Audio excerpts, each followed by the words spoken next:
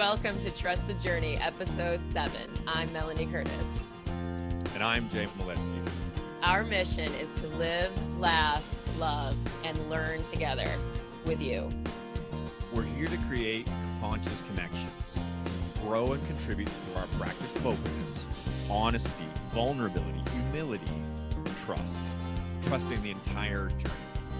In this episode, we're talking risk versus reward, talking about mortality and navigating death. Might sound dark, but we're committed to looking in all directions in our call to explore and grow. As always, you listen to the show and you get value from it. We really appreciate it if you share, however, whenever you are inspired to do so. Help us get it out.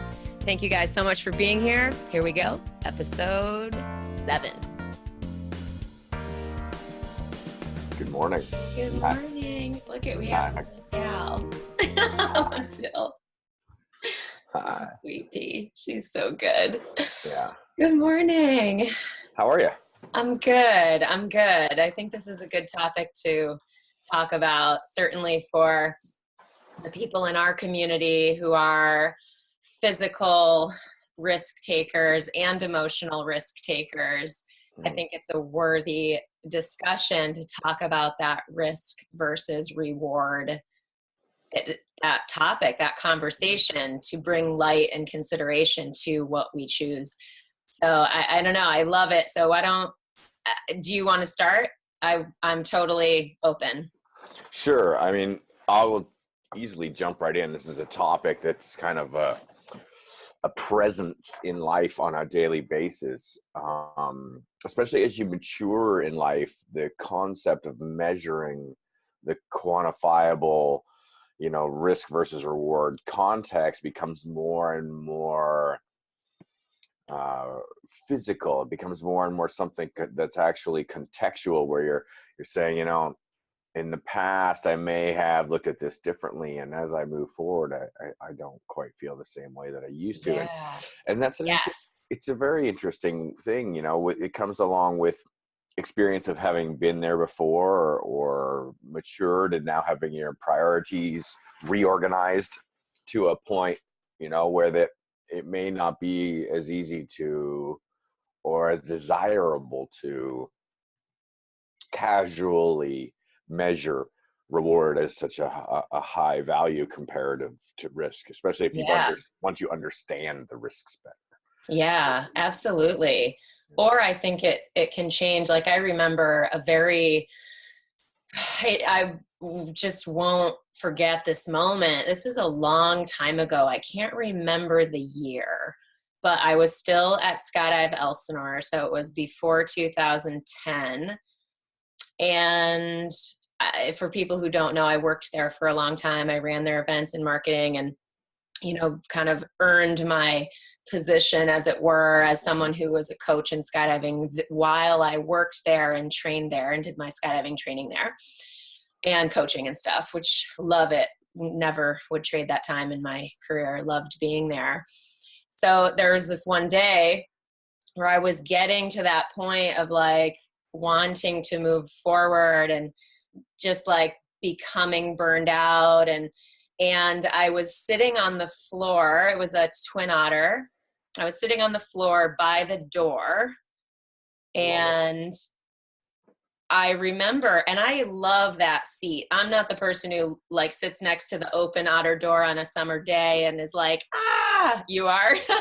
I mean, I am. I'm like, I put my foot kind of on the back door frame and stuff. So I'm like keeping myself in case we hit turbulence or something. But like, this was more of a thought realization moment for me, where I just didn't want to be there at all. And I looked out the door and I had this question go through my mind, like very literally, like, what the hell am I doing?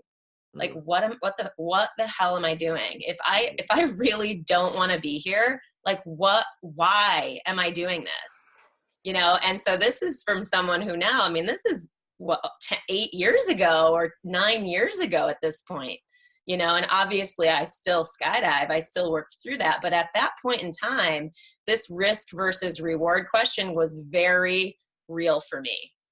Like I was very clear, like there is risk in this thing we do called skydiving, jumping out of airplanes.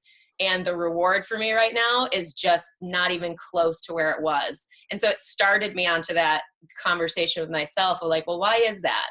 What is the reward I'm looking for? Is it worth it? All those questions that we then ask ourselves. You know, I watched the beginner approach the scene. So you see it all the time. Okay, so I mean, I'm in my 24th year of skydiving, and I don't jump that much anymore. Really, it's very, very rarely. Same. And I'll see a first time jumper arrive to an airport, to a drop zone, and they have no context, they have no clue, right? They just don't understand that they're not going to die that day. Right. Like they either think, oh, I'll be fine, and they have no worry at all, or they think there's a good chance I'm going to die today, you know. And Right. Oh my God. and you're like, I laugh not because that's funny, but because it's so extreme. It's yeah, like such an extreme thought. Like there is a good chance. yeah. And Oh, it's anyway, sorry, go on. no, I was the same way, you know, like I showed up with that exact context, and I was 100% sure that it was going to end badly. Oh You my God. And you see the people walk in the door, and what they're concerned about is their life. They're worried that everything is going to be an end. It's like cataclysm, right? Like today I'm making a very foolish decision, and because I've made this decision, I'm going to pay the repercussion, which is the final, answer kind of thing. We're done. Right.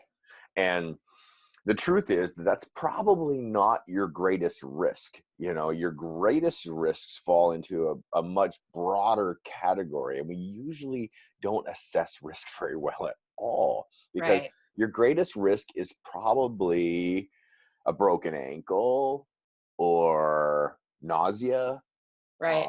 something to this effect, like something that's quite manageable, that doesn't Right. have serious long-term repercussions, something that's somewhere falls right in the middle of the category between totally fine and totally dead, you know. Right. And we usually only look at either end of the scale, and it's ironic because that's how we overlook a lot of the main pieces, like the reason why I don't have the risk reward balance that I used to have is I have a lower back injury that plagues me now. And so sitting there in the airplane, for me, I'm terrified that there's going to be one little incorrect movement or jostle or disruption to the disc that doesn't like that. Yep. And it's going to reduce my ability to move. It's going to cause pain. It's going to cause, Yep. so it's not the end of the scale, right? It's not the black death, mortality. I'm going to Yep. die because I'm skydiving. I'm worried I'm going to tweak my back. Yeah. And then you I'm see, totally more the other person who's like dead. I go all the way. My brain is like so intense. It's comical and ridiculous, but also, which honestly sets me up to help people in the life coaching capacity so much more, because when people are struggling with their extreme thoughts, it's like I can meet them there, and it's cool, and it's something I can normalize and and actually talk to and speak to help them. And to obviously to help myself, like now I can easily validate, like having talked to so many people, and obviously talked to so many people in skydiving as well. It's this fascinating thing where like everybody's like pretty much everybody has these, these wild thoughts, even if it's not, I'm going to die, but it's like, I'm going to end up not being able to move, and my life is going to be seriously limited because of one harder opening than the freaking 25,000 I've had before this, or whatever. Like it's totally normal and understandable to have those thoughts. yeah, it's a strange thing, right? The way we calculate that. And I think most of the time we're not very good at it. I think that's the Yeah. reality, like we Agreed. become emotionally based in our process of measurement rather than like statistically looking at the true risks. It's a lot like the driving risk, right? When we drive, like driving your car is probably the most dangerous thing that you're going to do in your lifetime, Right. and I know how dangerous it is because we have a sign on the side of the highway over here that tells you how many fatalities there's been in our county. Wow. and drive past that sign every single day, and you see the number tick up in little increments, and then every time there's a holiday comes around, it jumps up by a big jump. Wow. Right. And you see it, like you're driving down the road and you see a car wreck, and then you see that it's a bad scene and it's probably a fatality, car's destroyed, something's really bad, but we just dissociate. Yeah. We just go, oh yeah, that happened to them over there, and that's not going to happen to me. And Ugh, we completely like detach ourselves from the reality that that's a huge risk that we take every day. And absolutely. that the skydiving instructor often says to the student, says, you were in a lot more risk driving here today than you are getting on this airplane. And we're like, yeah, ha, ha, ha, that's funny, getting Mhm. on this airplane is dangerous. And you're like, no, actually getting on this airplane is statistically 1,000 times safer than it is for you to drive back home today afterwards, especially if you drink a beer. Oh you my know God, right. you know Exactly. so that frame of that context doesn't exist. We don't have accurate systems of measure to actually calculate what is the risk. We don't know the variables that are involved, so we need to be more structured in our assessment of that, and not let our emotional being or our fear being Right. take in charge of that situation, and start making calculated decisions for us based on emotional circumstance. Yeah. Well, and so for you, like what was your process to decide to begin jumping less, or rather not jumping less, or perhaps jumping less, but focusing on other things? Like what was the process that you went through to get to that decision such that you felt good about it? If you feel um good about it, you'd have to tell us, the story. yeah, well, it's been about 10 years that that's been happening for, or maybe a little more. I Mhm. started having numbness in my hands. I Oh, started wow. losing feeling in my fingers, and I was having very disrupted sleep, and I couldn't figure out, I wanted to know what was causing the problems, and I was starting to have nerve impingements in my neck, and it was Wow. a disc that was bulging and pinching against the spinal cord. And so I started looking at the treatments and realizing there really isn't any. And the best thing to do is to stop any traumatic, um, blunt forced kind of stuff, which is the parachute opening for the most part, that's Right. causing the problems. So I started reducing my jump numbers, training numbers, from say 8 or 100 or 1,000 a year Yep. to 3 or 4 or 500 a year, half the numbers that I was doing. And that continued on a steady downcline over Yep. about a decade. And Hmm. then I took another back injury, a lower back injury, a few years ago. Stopped that was just stopped me in my tracks, and I went from being able to compete at a world level and take home medals at a world championship to I can't walk, I have to sit on the couch for months. Yeah. you Oof. know Yeah. so that wasn't really a progressive thing. It was more of like a guillotine, just like Right. bam, you're done. And I was told, it wasn't like I made the decision myself. My body made Right. the decision to stop me.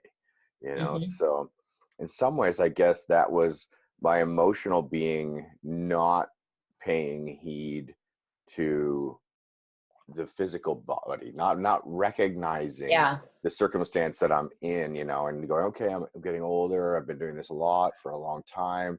I either need to do the majority of my time on physical training to have an incredibly strong body to support Right. all the things that I want to do, or I need to cut down on this, what I'm doing entirely, so that it's not causing the trauma. And I mean, the physical training I would need to do to sustain the level of activity would have to be at like like an 80-20 ratio kind of thing, like Yeah. 80% of the time in the gym and only 20% of the time actually jumping. Yeah. Yeah. Um, but I mean, that's calculating, right? Like that's when you start going, okay, I'm thinking about the value return here. What am I doing with my time? What am I getting back out of it? And I have the same story you have. I was standing on an Mhm. exit platform, base jumping, Yep. in Switzerland. I had traveled all the way to Switzerland. I'd spent years of my life preparing. I was training for a race, a wingsuit race, and I was standing on the platform a week before the competition, and I just didn't feel any motivation whatsoever. I felt zero desire, zero fun. It wasn't fun. Yes. I was really just flat, like bored, not engaged, not feeling a return. I put all this time, energy, money, training around the world, climb a mountain, standing on top. Yep. I don't feel it. I'm like, why am I here? What's the reward? Right. Is the reward something that I'm going to, like, if I step off this mountain now, when I fly down and land, how am I going to be a different person because of it, in a way that I care to take that risk? Yep. That's a very personal thing, right? Like, Yeah. is there something that, and the reality was, there was nothing to be gained. I wasn't going to better myself as a person. I wasn't going to overcome a fear. I wasn't afraid. I Right. wasn't going to improve my piloting skills, or, race somebody to beat them into the finish line. All these things had no context of value in relationship to what I wanted. And when I really thought about it, I'm like, what do I really want right now? Is like, I kind of just want to have a nice little period of time at home, and, work on some other goals, and, spend time with people I care about, and do these other things. And so it tipped. I remember the scale tipping the other direction, because I told the organizers I'm not participating, and I changed my flight, and I went Yep. home. I think that's a courageous move, especially as someone who is known for participation and participation at a high level, like for a champion to take that step. I think that's very courageous. Do you know Natasha Montgomery, right? Of course I do. Yeah, right. So Natasha, she told me a story about her base jumping at one point. We're good friends, and she had done all the training and the whole thing, and got to the bridge where she was going to go, and she's just like, I don't want to do this. And she never did it. And she's like, I'm so glad. Like, but it was it's not to discourage people from participating when they want to, and when they are called, and when the reward is there. But for her, it was similar, I think, because she was already, skydiving at a very high level. And she, I think, realized in that moment, she's like, this is not for me. Like, I'm satisfied elsewhere. And this is not necessarily a direction I want to go. I think this conversation points to have you ever heard you probably have, but every time somebody dies in skydiving, we lose 4 people. You heard that? I haven't, no. In the sense that if someone dies, which does happen, obviously, that in those moments, 3 other people say, I can't do this anymore. Gotcha. And I when Jessica Edgington passed, that happened to me. That her passing is what, I'm trying not to get emotional, is what made me stop for 2 years. That's beautiful. You're beautiful. Thank you. It's very sharing of you to share that with us. Thank you. Yeah. Appreciate that. I needed that break, though. I really, in that moment, I was like, this girl is me, like me. She's you. She's me. Like, yeah. That could easily have been me. Yeah. And I think there's a lot of strength that it takes to acknowledge that also, especially when you have a lot of experience. And this is where, when I mentor young jumpers, I like to share these types of things, like this extreme humility, like, because there is no part of me that thinks it can't be me. I've been around enough and have seen enough to know that it absolutely can be me any day. Yeah. And so that risk is I'm always very present to that. And so when you see the people as young skydivers, or young people in any extreme sport, when they get to that like 500 jump, 1,000 jumps, they think they know everything. There's that very dangerous period in this activity, and skydiving in particular, just because I know skydiving so well, where it's very clear that people think they got this. And that is always where I'm like, hope they make it through this period of I got this. And You're it's and not to say like, oh, it's like obviously we don't want to take anything to the extreme because we want confidence in our activity.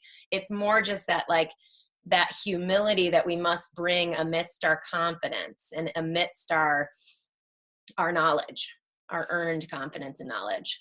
you're talking about the Dunning-Kruger effect, right? That is definitely where I am pointing. Yeah, Yes. it's the illusory superiority complex, right? Where we believe it's a complex thing is that what we're doing is we're bolstering our emotional self-confidence through which includes our total experience package includes emotion and skill, right? Mm-hmm. Experience and skill all in this.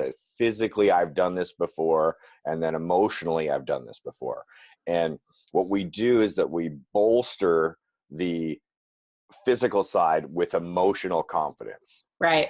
So, like as a beginner, you have zero confidence and you're totally relying on other people's experience, right? You're like, okay, you've done this before. You tell me what's going to happen. You tell me it'll be okay. You tell me what to do, right? And Right. you tell me I'll be fine. Okay, I'll be fine. Yeah, and because you've done it, I trust you. And you're like, Yep. yeah, this is your problem to begin with. And then we start getting our own confidence, right? And this goes for everything in life. This is not just a skydiving analogy, okay? So, and no matter what we're doing, we start getting confidence of our own from having a little bit of experience. We start getting our own emotional confidence. We build up our ego. Our ego is what allows us to have confidence. It gives us the false confidence that is often necessary to take a risk, Right. because we're going to believe that we can do it, and believing Right. is absolutely necessary piece of the equation. And so we go in with 80% false confidence that we've built up for ourselves, and that's all we need to carry us through a lot of the time. But the problem is we don't have the true experience, we don't have the true skill developed. And so Right. you're talking about the most dangerous skydiver in the world is the 500 to 700 jump skydiver. I just had a couple of these last week, and I say it to their face, I'm like, look, Yeah. at 700 jumps, I'm terrified of you. You are, I you say are, it too. I am yeah. not shy. I don't need people to like me when, like, you know what I mean? I'm serious. Yeah. I'm grateful to skydiving for that exact experience, I will say, because for a sort of historical people pleaser and wanting to be liked and all that stuff, which is a whole different conversation, skydiving has at least given me something where I'm like, I am 100% cool with them thinking I suck. Like anyway, I don't want to derail your story. Keep going, because I have more to add to this. So we're onto the context of the Dunning-Kruger effect, right? So there's this scale early on when you have illusory superiority, that you've built up an emotional self-confidence that outweighs your true skill. On the other side of the scale, when you truly gain the experience, your bucket of values that you're using is much more balanced.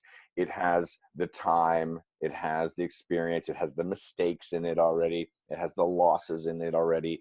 Your emotional self-confidence has waned because you know that you make mistakes, and you now have a much better balance in your decision making because of the mistakes you've made in the past, the friends that you've lost in the past, the things that have happened along the road. So during this period between being a juvenile or an adolescent in whatever your endeavor is, when you're falsely self-confident because you feel really impassioned about it, because you're very emotionally charged to do it, between there and between when you're truly an expert at it, there's a huge valley of learning, which is Yeah. very unknown. That is the journey, right? That's the Yep. true learning happens, is in that middle state. When you're an expert, when you're the master in a discipline, it can be a martial art. The master in the martial art is regarded for their experience, for their time spent, for their ability to not react unless reaction is truly necessary. And then Right. they're probably acting beforehand to prevent something from happening rather than reacting to something happening. Agreed. Yeah. Agreed. That is why I am only participating, and as we discussed the other week about organizing, but only organizing in this different, new, relaxed way. Doing fewer jumps, right? Less currency. I will be current when I go to do this job, but again, that's a perfect example of me going, I'm setting myself up. I'm not going to be like, oh, just because I have 10,000 skydives and I'm 22 years cool, like that I'll be just fine. No, I'm not as current. I don't jump as much anymore. I will get current before I go to this job, and I will do fewer jumps while I'm there over more time as a buffer, as an intentional part of safety. Yeah, for sure. So let me ask you a question. How do you feel I guess the reason why we're friends, why we're talking, is that the sport of skydiving has given us a life experience that's helped create who we are in a lot of ways, right? So Definitely. we've been given perspective, right? So this is truly what it's about: perspective of seeing the world from the bird's eye point of view, of seeing everybody as little ants all down there on the planet, and having this, like, God's perspective on earth kind of thing, where you look at everything from above and you can see everything happening down there all the time, and you're dissociated from it, right? But we're also given the perspective of direct relationship to mortality. Definitely. Right? And I think that gift is something that's very understated, that we lose context with this, especially in the modern world, and in first world life. Fatality, like mortality, is looked at as disease and illness, car wrecks, or in the line of service. Yeah. Or right? old age, or old. Or life circle, lifespan, Yeah. right? And so there's very few contexts where it comes into our day-to-day life. If somebody's in a car wreck, it's like we get nailed sideways by this occurrence, like, oh, I never saw this coming, I never would have anticipated it would have happened to them. But really, I mean, we could be 20 years old and go, okay, it's a good chance that 25 or 30 of my friends are going to die in car wrecks. And we can say, all right, another 25 are going to die to heart disease and cancer, and a few others are going to die in the line of service. We can kind of break down what's going to happen. It's all there in the statistics. But because we don't have it in our day-to-day, because it's not there with that regularity, it blindsides us. We get knocked off the rails. Our whole life goes sideways because somebody finishes their cycle of life, which is totally expected. Like, it's gonna happen to all of us. And it's not like it's a bad thing, right? Like, dying is not ugly. Dying is beautiful, because it's just like being born. Being born is not pretty. Right. Being born is not pretty. It's beautiful. Right. Dying oftentimes is not pretty. Right. But it's beautiful. Yeah. Right.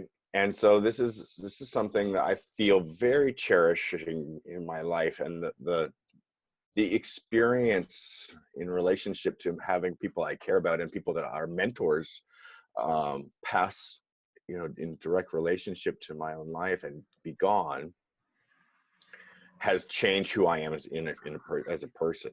It's given me a lot more perspective on myself, on my own lifespan, and the likelihoods of how it's going to go.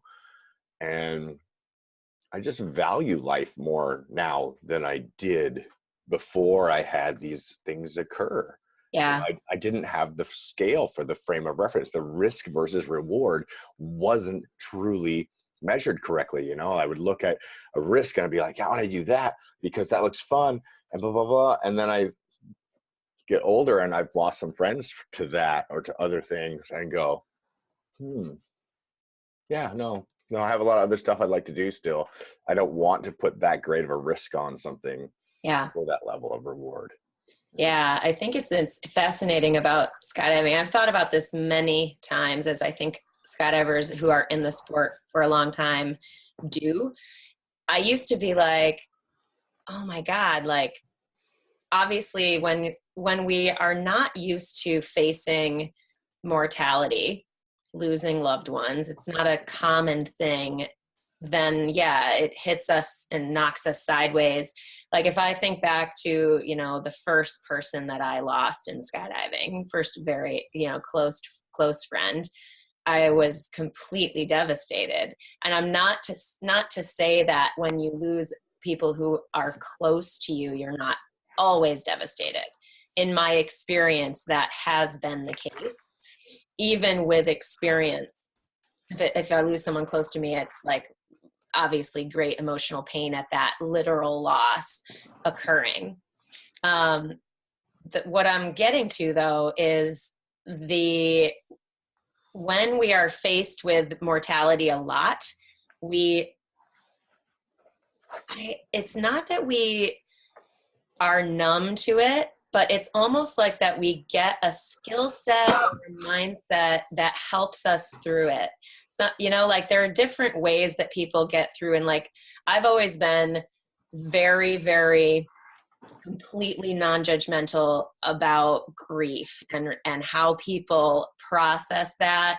Like if people don't want to go to a memorial or they whatever people do in terms of, and not obviously this is not hurting other people, like that's a given notwithstanding, like how people process that pain differently and get through it differently than others, and that's totally okay. And it's unique for each person, but I'm reflecting on this because it's a consistent thing, I think, with people who have death in their more normal existence, is that I feel like we just get better at managing, looking at that and feeling through that because we have that experience. If you aren't in a situation where you face that and you don't have iterations of that experience, it's just like anything else. You won't be very good at it. Yeah. You won't have skills in that area. And it sounds kind of weird. I always had the question of like, God, is there something fucked up about me that I'm like, don't feel like bad sometimes when I hear somebody else has died, which I'm like, oh, that's terrible. Am I just disconnecting from humanity? And maybe I am. I'm not sure. I mean, who knows where I will go on my own spiritual evolution from this day, as we're having this conversation, So it's an interesting conversation. You know what I mean? But like, I definitely feel like I have more skills. And the positive side of this, and this is the last thing I'll say and I'll let you respond, but the other side of this coin is that this is why I think skydivers or people who have access to mortality more than maybe the general public value life and connection and community so much more. Like I feel like it inspires us into action that we maybe otherwise, positive action that we maybe otherwise would not take, that we are, living in accordance with a loved one's character or values that they inspired in us. And that, I've definitely done that, made choices in my life that have inspired me based on people I've lost, sharing with more, emotional depth based on the person that was, your loved one in this life. All of that stuff, valuing time, lots of these things we've talked about already. Anyway. Had you lost many people in your life before you got into skydiving? No, I hadn't. I mean, I was 18 when I got into skydiving. So I'm with you. I've been skydiving 22 years. Yeah. And so it's like, I was young. It's my entire adult life. Like my grandfather, I'd lost my grandfather, and that's pretty much it before I started skydiving. So one more question then before I say a few things. Yeah, go ahead. What was your relationship to your first fatality inside of the sport? Was it somebody close to you? Yeah, it Somebody was. distant? Or somebody close to Yeah, it you? was Seth Karp. He died at Cross Keys. He had a parachute malfunction close to the ground. It was something to do with his toggle getting caught, and he ended up sort of spinning in and dying that way. Yeah. And we were just BFFs, you know, basically when I lived in New York, and he was basically who introduced me to four-way. And I loved it. And then I moved to Los Angeles, and we would instant message every day, all day, like that type of, like, were very connected and Did had a great friendship. everybody call him Carp? Was I'm that not sure. no? I think maybe. Yeah. I don't, I mean, it sounds bad, like always like my BFF, but I don't remember any nicknames. I just called him Seth. So I think you mentioned a bunch of things. You got my mind whirring into a bunch of different directions. I know, it's such a, yeah. I have a huge appreciation for the death that have happened close to me in my life, because it has greatly affected me as a human, and has changed how I value my life and how I value the time I spend in my life, who I spend it with, what I spend it doing, how I'm affected by others or wish not to, how I control how I'm affected by others, or how I choose to affect others, are largely due to the experiences of loss in my life. And so I lost both my mother and father while I was a child, as a young boy, at separate times. And that left me orphaned as a teenager, like going into teenage years. Wow. And I found skydiving just as I was reaching adulthood, 21 years old. Adulthood, I think, is something still in my future. I'm legally a man. Yeah. But what happens is, so I got this railroad. My mentor died. He was the first one that was close to me. So it was the person I had done more skydives with than anybody else. The person I looked up to as being, you know, I want to be like you. You're the one that I embody. I value your skills and how you carry yourself and the way you lead a group. And a lot of those character traits are still things that I try to embody and I carry forward. And I remember, and I try to, you know, make those parts of me, parts of him, parts of me. And it happened to me in base jumping as well. My mentor died in base jumping as well. So following that, I've lost 3 teammates and then countless numbers of friends over the years. And what I find is that the counter, you get these reactions either direction. You either become one of the 3 people who leave or you stay, but you change. You're not the same or willing to be the same anymore. And I think that what I call it is reality creators, is the people who are out there who approach life in a way that it inspires me. It inspires me so much. I'm so inspired by it that sometimes I'm just like mouth open, like, you know, just like staring, kind of like, wow, you know, with this awe. And it's the people that just embody positivity and carry the unicorn horn proudly on their forehead, you know, their fairy wings behind them and spewing rainbows everywhere and leaving little perfectly coiled up piles of rainbow poop behind them, you know. and that energy, that attitude, that like undying, infinitely reality creators, right? They're like, well, okay, this is what I've learned from all the fatality around me, is that I don't have to follow any rules. I don't have to follow this idea of what I'm supposed to be. I don't have to anything. I don't have to. It's entirely up to me, because when I see somebody who's directly parallel, their life is doing this, they're right next to me doing something that I'm doing, we're on the same path, like my teammate or my mentor or my family member, and we're like, and they go, they're gone. They're gone. Wow. They're gone. And then you're like, okay, wait a second. We could have been doing anything right now, And that can happen. And that's the truth of the matter. The truth is that you can be driving into the office to go and build grapple grommets, and boom, one of you is gone, you know, Yeah. or you're both gone, or Yeah. you're gone. And so if you don't know what's coming, if you have no idea what's around the next corner, what do you do right now? And I think about this a lot in the context of the majority of modern America has grown up with this context of go to school, get a job, raise a family, go to work, Mhm. retire, Yep. right? And Yep. in retirement, we will start to do the things that we valued as children, Right. right? Then when before we went to school, we had ideas of things we'd like to do with our life. And as soon as we're done with our life, we'll do them. Yep. You know, and it just doesn't work that way. You have to do them now. It has to Yeah. be now.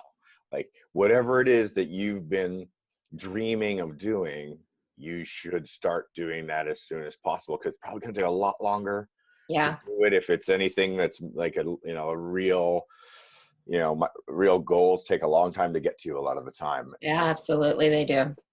It's I guess the context that's provided to us that where is a true measure of time, which is we have no context of time.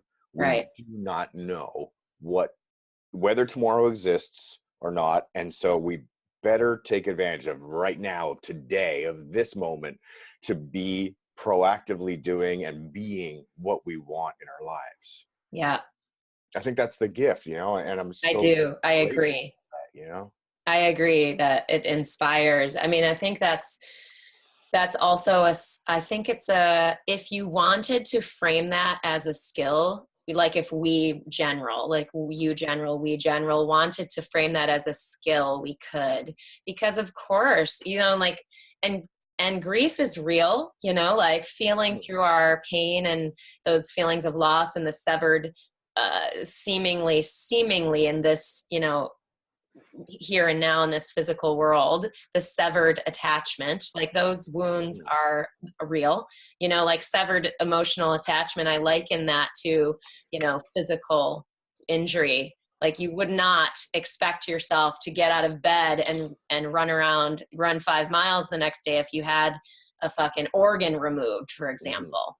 You Yeah. would be laying down, you would be recovering, you would be giving yourself time to heal. Those emotional wounds, I think, deserve a similar type of healing. That's been my experience. What was I going to say? I lost my thought. What were you saying? Sometimes that takes a long time, yeah. Like Yeah, for it's a sure. really long time. Like, Well, I I also can think people don't recognize that, and then they do things before and they sustain the injury, they sustain the wound, you know, where if they do not process their grief or feelings from that type of loss, that's what I was talking about, skill. If they don't process those feelings, then they're still in there, and then they come out in sort of more toxic ways and other sort of harmful ways if we're not conscious about them. yeah, We all yeah. kind of probably have had those experiences. I know I have.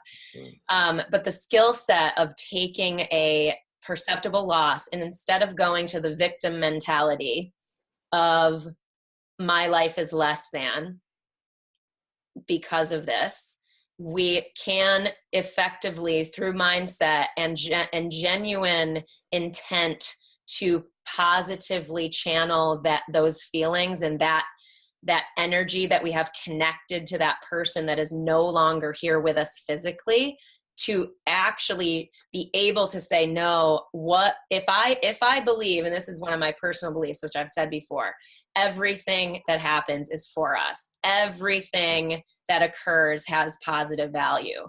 You know, so if I think about losing my best friend, you know, and I go, how can I turn this into, like, I know this is positive. I don't necessarily see that right now. Like, I know that's sort of weird. I mean, like, who knows if, like, why would someone dying be a good thing? Right? Well, if I believe everything to be good and positive on some level, then it's like, oh yeah, you know what, I can. And then tapping into that inspiration that is sourced from them and their influence on us. I have experienced that definitely more than one time, and can earnestly say it has turned into serious high value because it comes from such a pure emotional place to be of inspiration to others and a gift to others going forward. Like that always gives me a sense of true like peace when I think about not having someone here with me anymore. Literally. Yeah. You're you got me thinking about the storytelling idea again, and you got me thinking about like the elders and the gifts. So one of the things that I've come to realize from the loss of my parents, which happened very early in my life, was it took a very long time to heal from.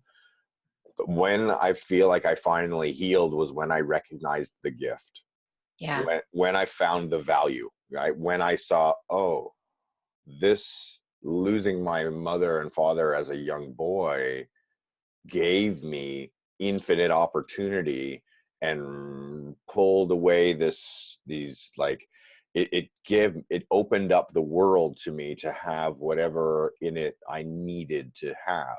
And without those restrictions, of context removed, my life would not be what it is today. And my life has been amazing. Like, it's been fraught with peril, trust me, Yeah. but it has been amazing. I mean, the balance of terror and joy are Right. infinitely separated, and Pain. the what you said another thing there, which just made me, I think about it a lot, is everything is for you. So you are the only truly the only one perceiving your life, right? Correct. Yes. You're the only one who looks out of your eyes and has your experience and your emotional relationship to everything that happens. You're the only one that truly cares about it from your point of view. As Right. much as our loved ones, our family, our our other halves, our spouses, our brothers, our sisters, our friends may have a relationship to us, they may care dearly for us, they are not living our lives. They're Totally. living their life. Right? We can Right. only have one, right? We can only look through one set of viewers. And so the truth is that this is all created just for you.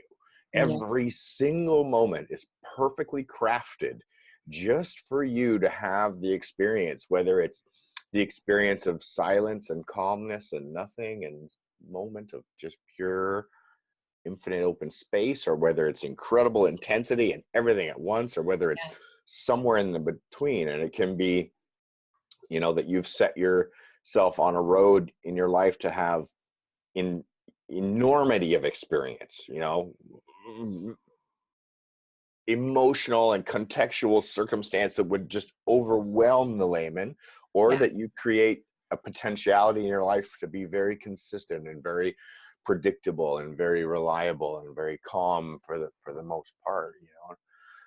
Either way, it's all here for you. It's all just your life. And Yeah. when you get to the end of it, you're going to have completed your circle, and you're going to make up one small portion of the greater whole, which is all, and it will be perfect. Yeah. Whatever's in that is what is in it, and you get to decide.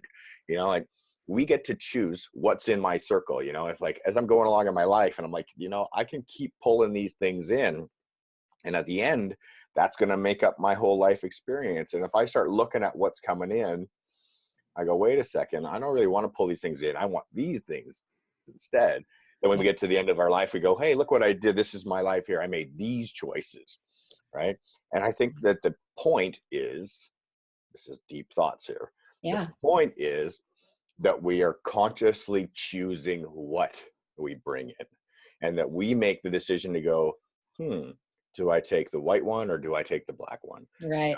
And today I'm choosing the white one because I already have a big collection of black ones. And Yeah. maybe I'd like a little more balance in my life.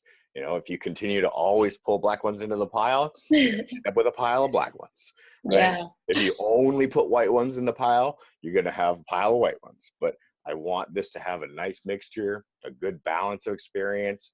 And I think it's about kind of looking backwards. I think most of us could look backwards and see what we've got behind us as a good kind of reference to where we've been, what we've done, what's occurred, what has life offered us to this point, and what do we need to be adding to the pile to make us more well-rounded, more Yeah. balanced in our life. You know? Yeah.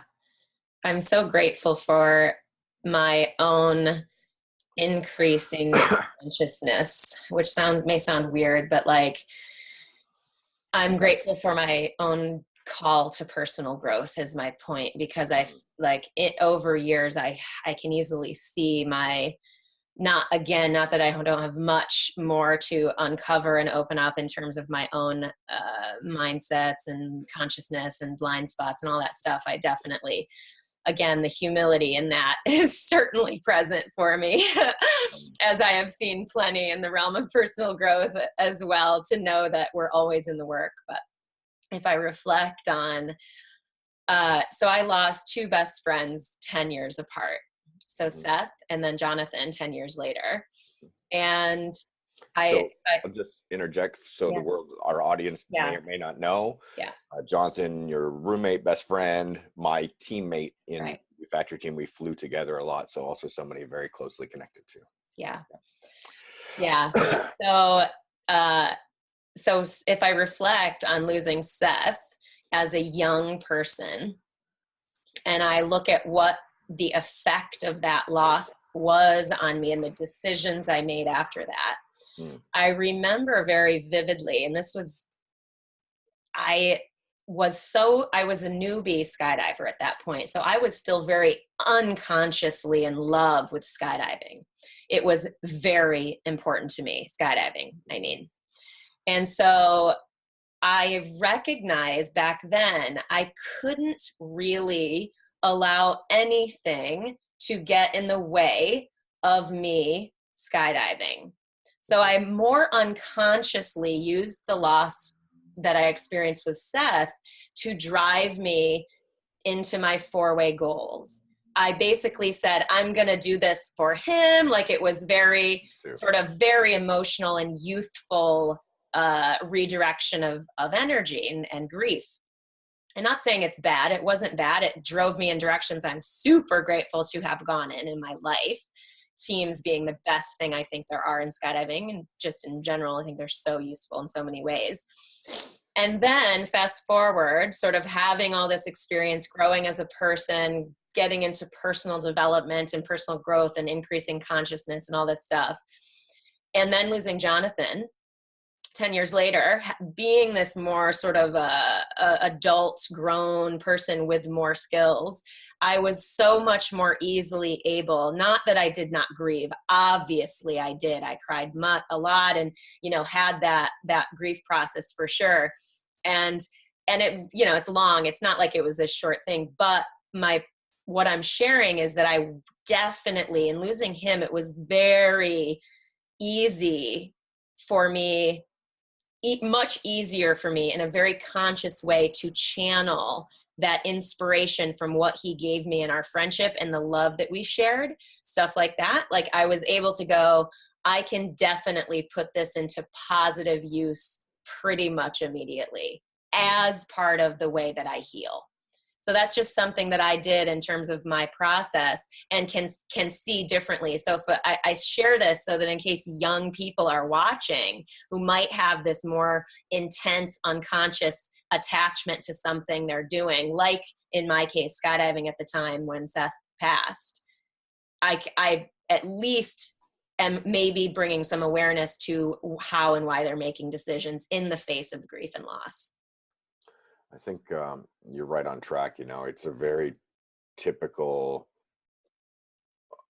the youthful or the inexperienced mind, when we encounter mortality, when we encounter grief on a grand scale for the first time, often tries to redirect or refocus that experience into something that we can manage, some type of energy that we know what to do with, where as a more experienced person, you start realizing that skill a lot more clearly. You don't have to try to sort out what to do with that energy. You know what to do with that energy. Right. And it's a family thing. So we have the sky family, right? The flyers, the people that live their life in the sky, will gather around each other to share in this time, to support each other in these times, you know. And I think that that's something that's very important to overlay or to carry into all the aspects of your life, because we may have it as sky family inside of our brother and sisterhood, from others who also choose to fly. But this need for support, this need for being there for each other, it's something that needs to be there all the time, in all aspects, in Agreed. all circles of our life, right? Yeah. So that's one of the things that we learn, you know, how to better be the what I call it, the pillar, Yeah. or the one who steps in and creates a starting point for that circle to occur around, right? Make Because me cry again. well, I'll tell you why. The word pillar is meaningful to me. I'm sure, you know, it's very confusing, right? When we don't know how to manage this emotional waves that are crashing everywhere. Yep. I'm thinking about what are those things called that are out there in the dock, is on top of them when the pier stands on them? Oh yeah, like I don't know what they're called, but the things that make the dock like stable. Yeah, Yeah, yeah, they're like pillars, right? They're those yeah, strong posts that are in there. yeah, Those provide structure for others, right? And yeah, that's the context here. So we go into a circumstance where this happens, and we know how to react, right? We know better. And so you see the same thing with emergency service workers, right? yeah. Emergency service workers, people who work in the line of duty, whether it's a police or a fireman or paramedic or anything, they've encountered this circumstance more often. Yeah. They're familiar with it. They know how to carry themselves. Ministers or priests as well are familiar with talking to a family in a state of need, of emotional, upheaval. And so I think this is a big piece of what we practice in our life, is how do we manage these states of vulnerability, right? Do we Agreed. retaliate or close down or burst out, or there's all these different things that happen, and being present for each other and giving each other the space to grieve or to grow or to change or to allow things to come or go, is the big thing, right? Yeah. Anyway, just to share the reason I wrote an article about pillar people.